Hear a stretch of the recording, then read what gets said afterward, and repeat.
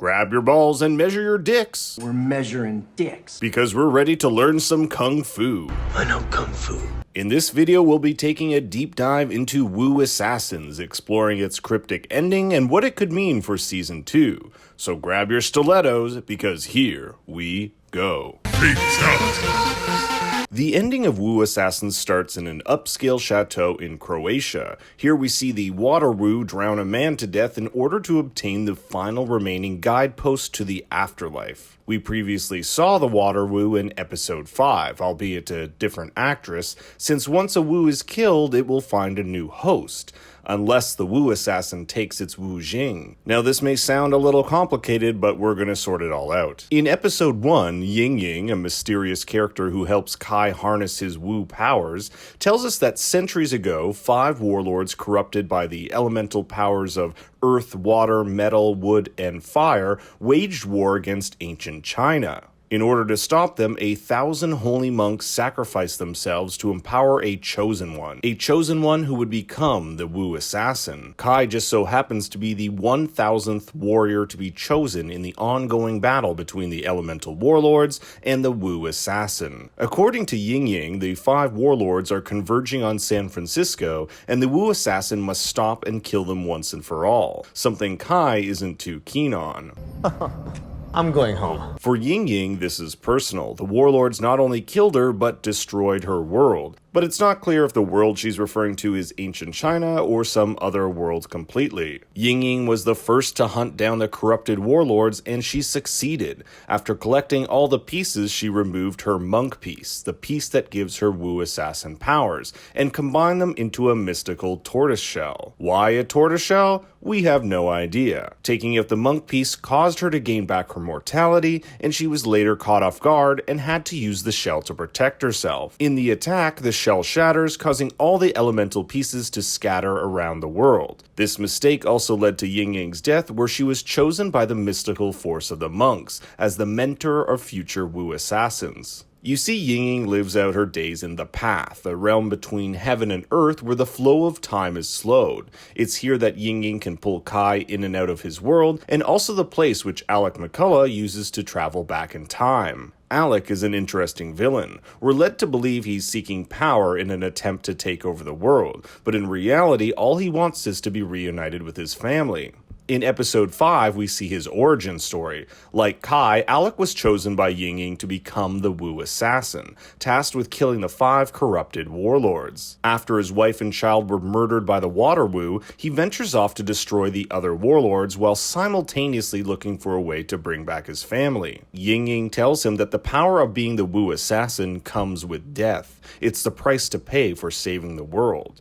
Just like how Kai ends up supposedly saving the world, but at the cost of losing his adoptive father, Six. It's only when Alec kills the Wood Wu, whose powers include regeneration, that he gets an idea. He slits his own throat in front of the grave of his family, which means the Wu assassin monk piece leaves his body. But since he died holding the Wood Wu piece, he is brought back to life with his family still dead. This is why, when Ying Ying shows Kai the Hall of Defeated Wu Assassins, one of the statues is of Alec. Alec thought that with the Wood Wu power he could resurrect his family, but that wasn't the case. His plan failed, and he's stuck with the power of immortality. The Wood Wu's power of healing prevents aging, so Alec is not only forced to live without his family, but forced to live without them for centuries in his own personal hell. For reasons that are never really fleshed out in the show, Alec needs to get his hands on the final quote-unquote guidepost to the afterlife, a 3,000-year-old ancient relic. It's what he tasked the Water Wu, not the same Water Wu that killed his family,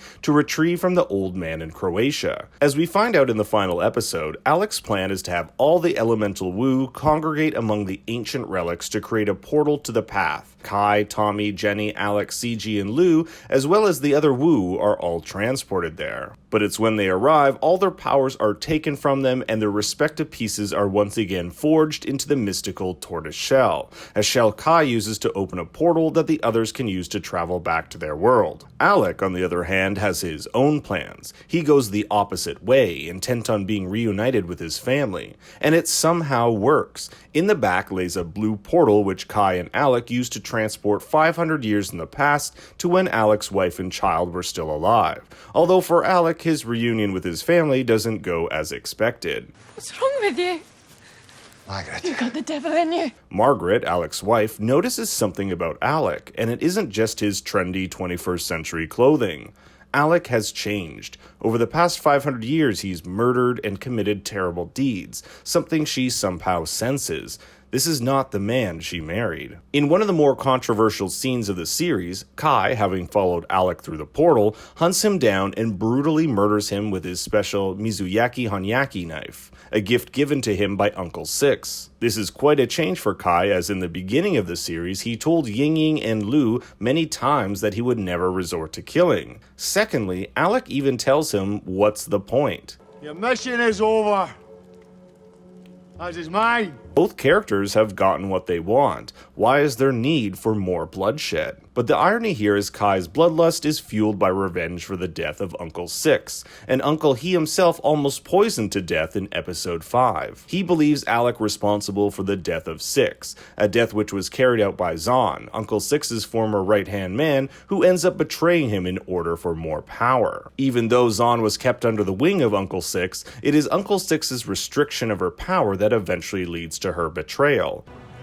My son may be the Wu assassin. With the thought of a big sister, we're living in a fantasy world. For Uncle Six, a woman will never lead the Triad, but at the end of the series, that's exactly what we see. Zahn has traveled to Macau with the Triads to meet with the big bosses. At the end of the season, Kai opens a letter that has a photo of Zahn, which is likely her in Macau meeting with said bosses. At first, I thought this letter had something to do with the one he opened at the beginning of the episode, the one that Uncle Six gave him way back in episode 3, but it's not. Let's take a moment to examine that letter. What was in it? If you go back and watch Kai and Six's conversation in episode 3, it's all about Kai refusing to take up Six's offer of giving him his own restaurant. Six says if something were to happen to him to open this letter, so my best guess is that this is Six handing over the rights to his restaurant, something Kai originally didn't want to take because of its association with Triad blood money. Kai and Six have something of an odd relationship. Six took Kai under his wing when he found him in a shipping container with his dead father in it. Over the years, he became a father figure to Kai, even calling Kai his son. Six was also protective of Kai. When Kai was forced to shoot a rival gang member, Six grabbed the gun and did it for him. He also agreed to Kai to take the goo poison in order to get the Firewu piece out of him. He was willing to give up all his power for Kai. Six's character is both evil and good, something Kai knows and struggles with. As Six says, There are no true heroes or villains. We are but two sides of the same coin. Kai himself has also somewhat turned into a villain, killing Alec and even holding his wife hostage, almost ready to kill her. It's this decision that weighs heavily on his mind when the show time jumps back to Master Waz and Kai works in the kitchen. He looks at the reflection of himself in the sword, almost as if to say, what have I become? The odd thing here is that we never see how Kai got back to the real world. That is, if this whole end segment is even part of the real world. We see Kai celebrate with his friends and everything seems normal until the arrival of Ying-Ying. As we know, Ying-Ying can't exist in the real world, even though when she reintroduces herself, she says this. Ying-Ying?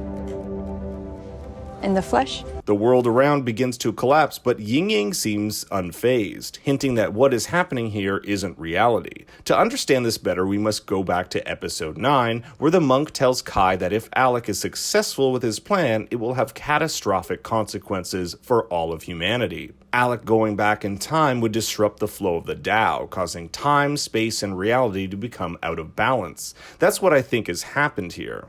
I would not be surprised if in Season 2 we see some more time travel elements. We already know it's possible, and that Kai would have a reason to go back in time to save Uncle Six. There's even a hint that Six might still be alive in the graffiti at the end. Although at face value this means Six is still alive in our memories, it could still mean he might come back. And with Ying Ying saying that the Wu assassin is needed again, there's no telling what could happen. Likely we'll see Zhaan try to acquire the Wu pieces in her quest for power. Unlike Alec, who is motivated by his desire to be reunited with his family, Zhaan has no family. She wants one thing, and one thing only: power. If she can get her hand on those pieces, she'll become increasingly powerful, much like Uncle Six did. We also don't know if one person can hold more than one Wu piece at a time. That could make someone like Zhaan super powerful if they could harness multiple elements at the same time.